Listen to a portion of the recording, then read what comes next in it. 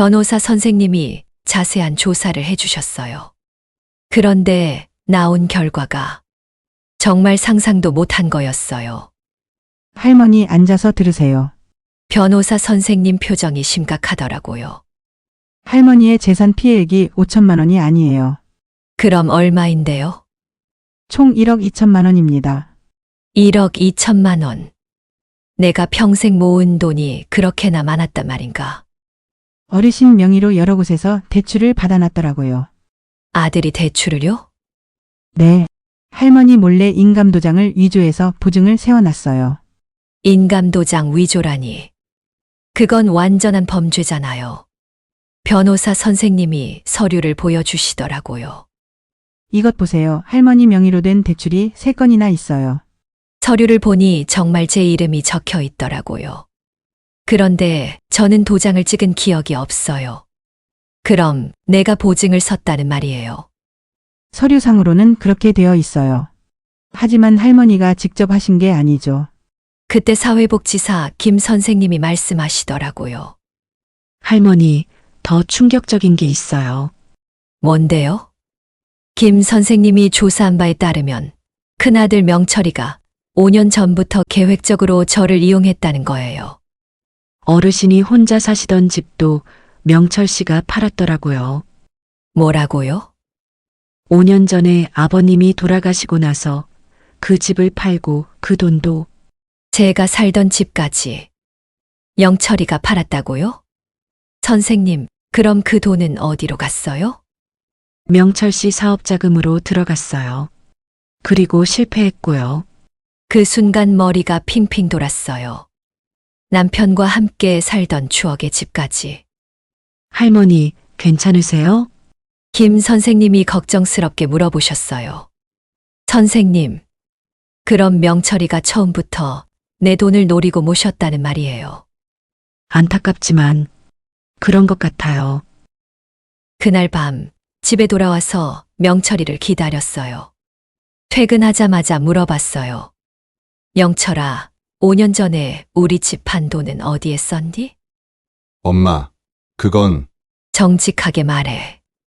영철이가 고개를 숙이더라고요. 사업에 실패해서 다 날렸어요.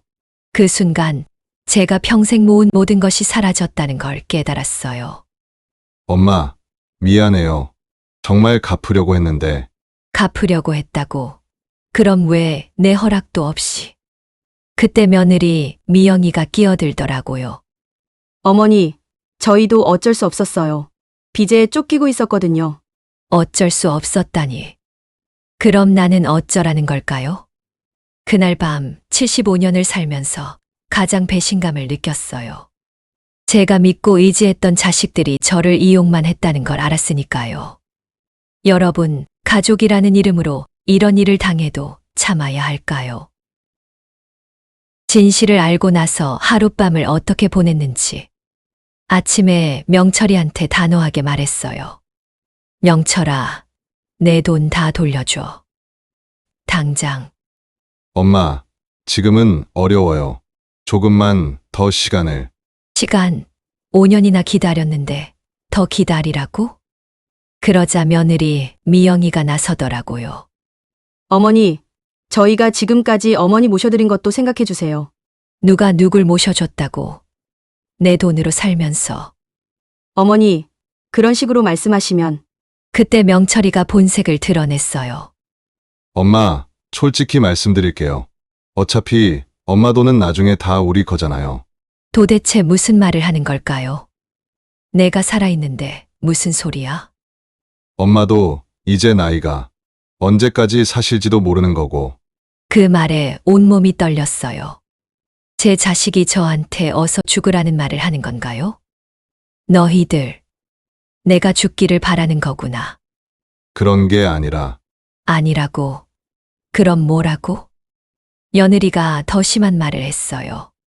어머니, 현실을 받아들이세요. 어차피 혼자서는 못 사세요. 혼자서는 못 산다. 내가 왜 못 살아? 내 돈으로 내가 살면 안 되는 거야. 어머니, 치매도 오시는 것 같고 또 치매 얘기를 하네요. 그날 저녁 더 충격적인 일이 있었어요. 명철이가 서류 뭉치를 들고 오더라고요. 엄마, 여기 사인 좀 해주세요. 뭔 서류인데 복잡한 거예요. 그냥 사인만 해주시면 돼요. 서류를 보려고 했는데 명철이가 가로막더라고요. 엄마, 글씨가 작아서 안 보이실 거예요. 제가 다 확인했으니까 그냥 사인만. 뭔가 이상했어요. 안 돼. 내가 직접 읽어볼게. 서류를 빼앗아서 보니까 요양원 입소 동의서였어요. 이게 뭐야? 요양원. 엄마, 어차피 가셔야 해요.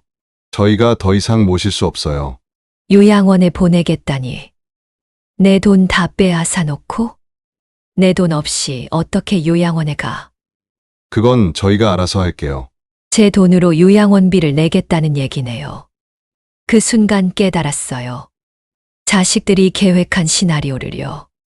어머니, 재산을 다 빼앗는다. 어머니를 요양원에 보낸다. 요양원비도 어머니 명의 대출로 낸다. 어머니가 죽으면 모든 빚은 사라진다. 너희들, 정말 무서운 놈들이구나. 엄마, 무슨 말씀을? 내가 죽기만 기다리고 있는 거지. 영철이가 어이없다는 표정을 지었어요. 엄마, 피해망상이 너무 심하세요. 정말 병원에 가봐야겠어요. 피해망상이라네요. 서류가 다 증거인데 말이죠. 그날 밤 제가 할 수 있는 마지막 방법을 생각했어요. 집을 나가는 거였어요. 새벽에 조용히 짐을 쌌어요. 많지 않았어요. 옷가지 몇 벌과 남편 사진. 영철이가 일어나더라고요. 엄마, 뭐 하세요? 집 나간다. 어디로요? 상관없어. 너희보다는 나을 거야. 그러자 명철이가 제 팔을 붙잡더라고요. 엄마, 나가시면 안 돼요. 밖에서 뭔 일 당할지. 손 놔. 내가 어디 가든 상관없어. 며느리도 나와서 말했어요. 어머니, 현실을 좀 보세요. 75살에 어디 가실 건데요? 그때 제가 단호하게 말했어요. 그래, 75살이야. 하지만 내 인생은 내가 정한다. 문을 열고 나가려는데 명철이가 막더라고요. 엄마, 제발. 비켜. 그 순간 친구 영자가 나타났어요. 제가 전화를 했거든요. 순덕아, 가자. 영자야. 영자가 제 짐을 들어주며 말했어요. 순덕아, 이런 자식들한테 당할 필요 없어. 명철이가 소리쳤어요. 엄마, 나가시면 진짜 후회하실 거예요. 뒤돌아보지 않았어요. 후회, 이미 충분히 후회했거든요. 왜 이런 자식들을 믿었는지. 여러분, 가족이라는 이름으로 모든 걸 참아야 하나요? 때로는 떠나는 것도 용기입니다. 집을 나온 후 영자네 집에서 일주일을 지냈어요. 그리고 마침내 결심했어요. 사회복지사 김 선생님과 변호사 선생님을 다시 만났어요. 할머니, 정말 법적 조치를 취하시겠어요? 네, 선생님. 더 이상 당할 수 없어요. 변호사 선생님이 서류를 정리하시더라고요. 민사소송과 형사고발을 동시에 진행하겠습니다. 사기, 횡령, 문서위조죄로요. 형사고발이라니. 제 자식들이 범죄자가 되는 건가요? 잠시 망설여졌어요. 할머니, 이 길이 쉽지 않을 거예요. 알아요. 그래도 해야겠어요. 그날부터 본격적인 법정 투쟁이 시작됐어요. 첫 번째 법원 출석 날, 명철이와 명수, 그리고 며느리들도 나왔어요. 저를 보자마자 명철이가 다가오더라고요. 엄마, 이러시면 안 돼요. 우리끼리 해결해요. 이미 늦었어. 재판장에 들어가니 긴장됐어요. 75년을 살면서 법원에 와본 건 처음이었거든요. 판사님이 물어보시더라고요. 할머니, 정말 자녀분들을 고소하시는 건가요? 네, 판사님. 이유를 말씀해 주세요. 그때 저는 제가 겪은 모든 일을 말했어요. 허락 없이 사라진 제 연금, 임의로 해지된 적금, 제 몰래 진행된 대출들. 변호사 선생님이 증거 자료를 제출하셨어요. 이것이 피해 목록입니다. 총 1억 2천만 원의 재산이 무단으로 사용됐습니다. 피고석에 앉은 명철이가 변명했어요. 판사님, 저희가 어머니를 모시면서 생긴 비용들도 있습니다. 그런 비용이 1억이 넘나요? 그건 사업 자금으로. 판사님 표정이 굳어지더라고요. 어르신의 동의 없이 재산을 사용한 것은 명백한 범죄 행위입니다. 첫 번째 재판이 끝난 후 명철이가 저에게 와서 울며 매달렸어요. 엄마, 제발 합의해줘요. 제가 무릎 꿇을게요. 이미 늦었다고 했잖아. 며느리 미영이가 화를 내더라고요.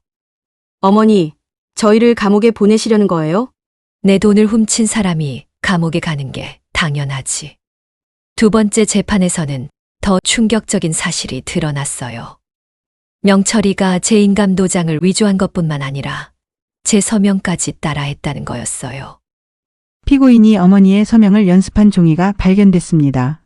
변호사 선생님이 증거물을 보여주시니까 정말 제 글씨랑 똑같더라고요. 그때 제가 얼마나 치밀하게 당했는지 깨달았어요. 세 번째 재판에서 명수도 자백했어요. 형이 어머니가 승낙했다고 해서 직접 확인은 안 했나요? 아니요. 네 번째 재판 날 결정적인 순간이 왔어요. 판사님이 판결을 말씀하시더라고요. 피고인 김명철, 김명수는 사기, 횡령, 문서 위조 혐의로 징역 2년을 선고합니다. 징역 2년. 제 자식들이 범죄자가 됐어요. 명철이가 울면서 소리쳤어요. 엄마, 진짜 이러실 거예요? 내가 선택한 게 아니야. 네가 선택한 거지. 며느리들은 저를 원망하는 눈빛으로 바라봤어요. 하지만 상관없었어요. 재판이 끝난 후 김 선생님이 말씀하시더라고요. 할머니, 후회 안 하세요? 후회요? 전혀요. 변호사 선생님도 말씀하셨어요. 재산 회수는 시간이 걸리지만 분명히 돌려받으실 수 있을 거예요. 그날 밤 영자네 집에서 처음으로 마음 편히 잠들었어요. 75년을 살면서 처음으로 제가 제 인생의 주인이 된 기분이었어요. 자식들은 제 자식이지만 저를 이용한 것에 대한 대가를 치러야 했어요. 여러분, 가족이라고 해서 무조건 참을 필요는 없어요. 잘못한 건 잘못한 거예요. 법정에서 승리한 지 6개월이 지났어요. 오늘은 제 새로운 삶에 대해 말씀드릴게요. 다행히 제 재산 대부분을 되돌려 받았어요. 아직 일부는 진행 중이지만 생활하는데 문제 없을 정도는 회수됐어요. 영철이와 명수는 실형은 면했지만 집행유예를 받았어요. 며느리들도 공범으로 벌금형을 받았고요. 처음에는 원망스러웠는데 지금은 오히려 이 일이 있어서 다행이라고 생각해요.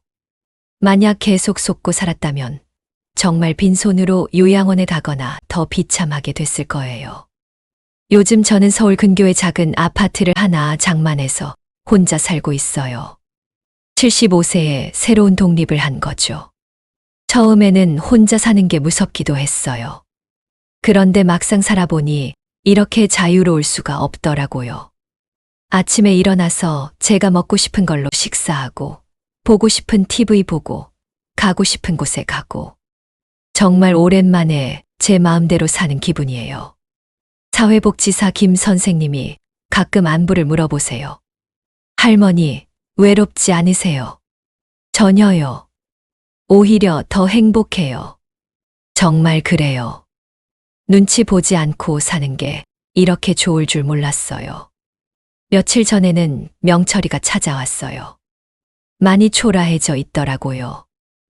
엄마, 정말 미안해요. 미안하다는 말로 되는 게 아니야. 엄마, 다시 같이 살 수 없을까요? 정말 반성했어요. 저는 단호하게 말했어요. 안 돼. 이제 나는 나대로 살 거야. 영철이가 울면서 말했어요. 그럼 용서는 해주실 수 있나요? 용서와 함께 사는 건 별개야. 너희를 미워하지는 않아. 하지만 다시 속지도 않을 거야. 그 말이 제 진심이었어요.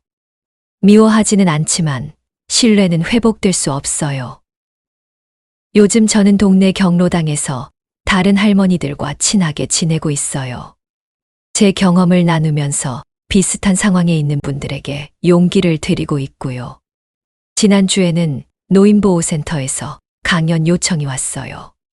제 경험을 다른 어르신들과 나누어 달라고요. 경제적 학대를 당하고 계신가요? 혼자 고민하지 마세요. 도움을 요청하세요.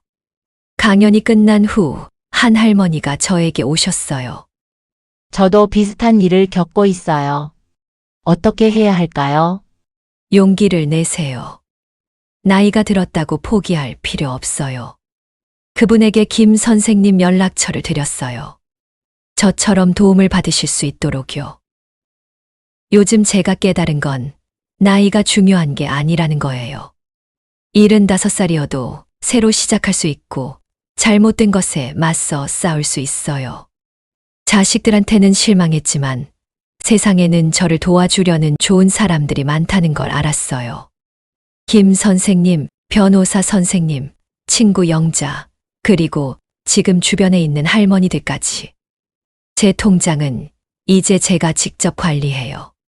비밀번호도 제가 설정했고, 제가 원할 때 제가 원하는 만큼 쓸 수 있어요.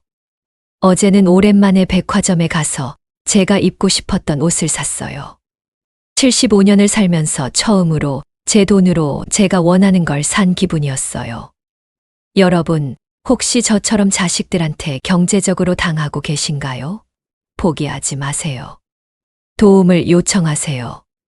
나이가 들었다고 해서 무력한 게 아니에요. 우리도 당당한 권리가 있어요. 제 이야기가 여러분께 조금이라도 도움이 됐으면 좋겠어요. 구독과 좋아요 눌러주시고 댓글로 여러분의 이야기도 들려주세요. 우리 함께 용기를 내요. 75세 김순덕, 새로운 인생을 시작했습니다. 여러분도 하실 수 있어요. 고맙습니다.